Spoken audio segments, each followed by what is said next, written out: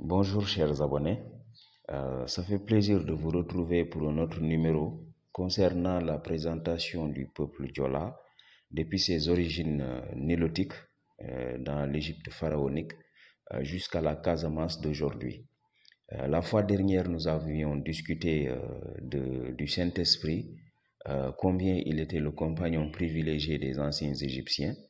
Mais ça, si vous l'entendez, cela ne devrait pas vous frustrer quand je dis que le Saint-Esprit est le compagnon privilégié des anciens Égyptiens.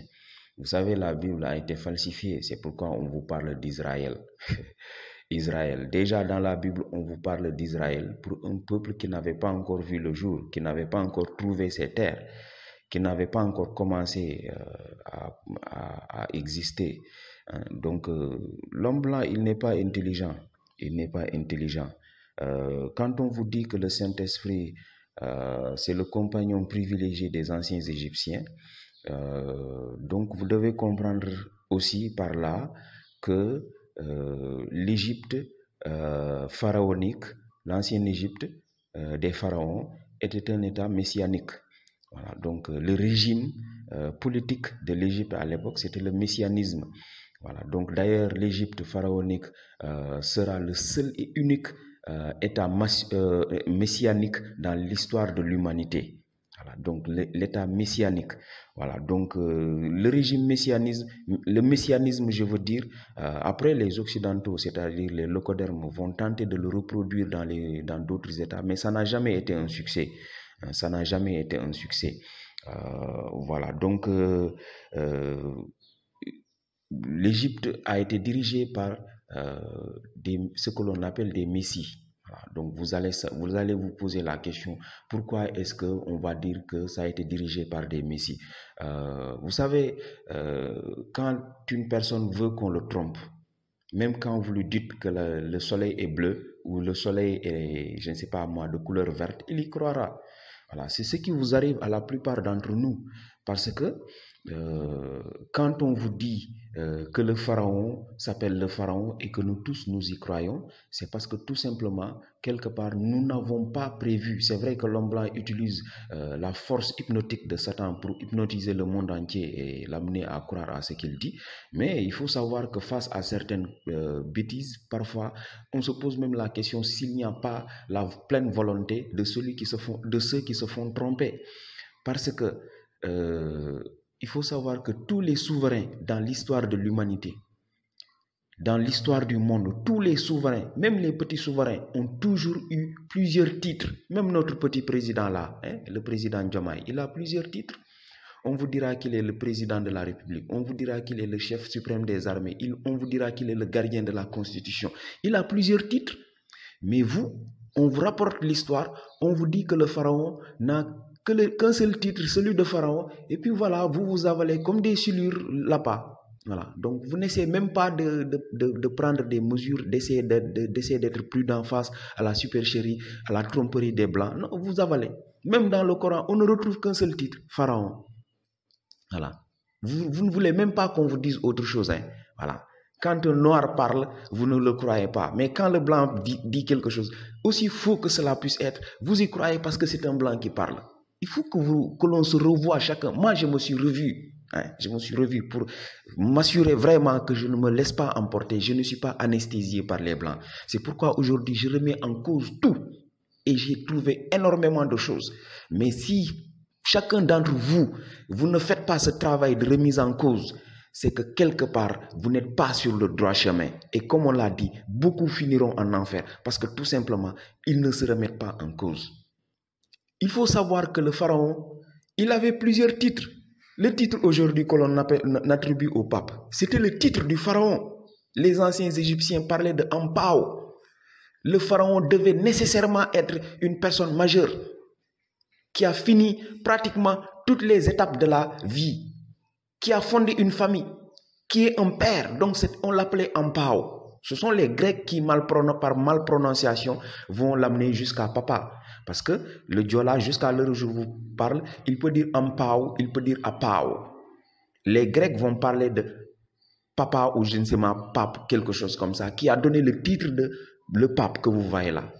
Mais vous savez très bien que tous les souverains, même s'ils ont des multitudes de titres, il y a un titre qui va être le plus connu. Notre président, on le connaît comme le président de la République. C'est le titre le plus connu. Mais il y a d'autres titres, tels que gardien de la Constitution, chef suprême des armées. Hein? Mais quel était le titre le plus connu du pharaon? C'était pas pharaon. Le titre le plus connu du pharaon, c'était le Mansa. D'ailleurs, il n'y a jamais eu un souverain, même les gouverneurs à l'époque, on les appelait Mansa parce que tout simplement, ils tenaient leur pouvoir du pharaon, du Mansa principal. Le pharaon avait aussi pour titre le Mansa. C'est pourquoi je vous dis que l'Égypte est le seul état messianique. Messie, ça signifie Mansa, hein? Messie. Ah, ça signifie Mansa, pour ceux qui ne savent pas. Je ne vais pas entrer dans les détails pour montrer le rapprochement, c'est-à-dire l'évolution du mot Mansa vers Messie. Hein? Voilà, donc ça signifie Mansa. Voilà. Donc le Mansa que l'on retrouve dans Casamance, donc ne vous méprenez pas. Non seulement le pharaon était un Mansa, mais c'est le premier à avoir porté le titre de Mansa. Et c'est le premier titre qu'il a eu à porter. Le pharaon. Ils ne vous diront jamais ce que signifie le mot pharaon, parce que pour l'expliquer, il faut nécessairement comprendre la langue Diola. Celui qui ne parle pas le Diola ou celui qui n'explique pas ce mot-là à partir de la langue Diola, il ne l'expliquera jamais de la vie, jusqu'à l'extinction du soleil, je vous le jure. Alors, donc ceux-là qui font je ne sais pas moi, tenter de me guetter pour voir une échappatoire par laquelle ils vont me prendre au contre-pied, mais vous risquez de vous faire mal, hein? Ah oui, et moi je vais privilégier les plus calés parmi vous, les professeurs agrégés, les maîtres de conférences. J'aimerais vraiment me frotter à vous parce que je sais que vous risquez de vous faire très mal si vous cherchez à me prendre au contre-pied. Hein, ça risque de retomber sur vous parce que ça risque d'être très lourd pour vous. Hein. Moi j'ai une myriade de preuves, de données irréfutables. Donc, il faut savoir que le pharaon avait aussi pour titre le Mansa. Mais les Blancs, ils vont cacher cela. Ils vont réussir à gommer cela de la conscience publique, de la conscience collective.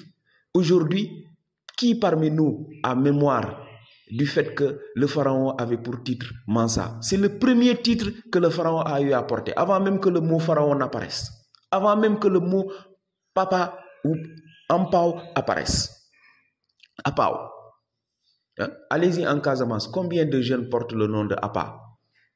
Ils sont nombreux, des noms traditionnels. Tout le monde a un nom traditionnel. Moi-même qui vous parle, j'ai un nom traditionnel. Ce n'est pas la peine de l'évoquer ici. Mais allez-y en Casamance. Trouvez combien de jeunes portent le nom de Apao.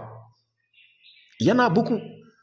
C'est pour vous dire que l'homme blanc, il n'est pas intelligent. Vraiment, il n'est pas malin. Il n'est même pas malin. La malice qu'il tient de son maître Satan, il ne l'est même pas. Il n'est même pas malin. Mais c'est avec justement le complexe de subordination de ceux-là qui se font facilement laminer. Voilà. Donc, c'est avec ce complexe de subordination-là qu'il évolue tranquillement dans son satanisme sans rencontrer la moindre, je ne sais pas moi, le moindre obstacle.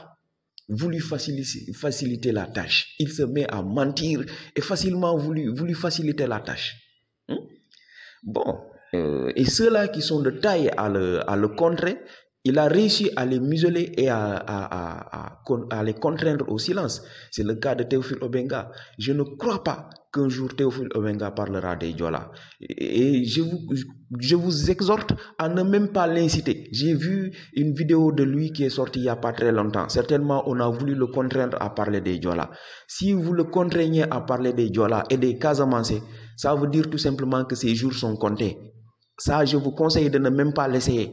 Allez-y réécouter les discours de Cheikh Tidiane Sy Al Maktoum. Son dernier discours, il l'a consacré à la Casamance, même s'il n'a pas prononcé le nom de Diola là-bas. Mais il ne parlait que de eux, des Diola.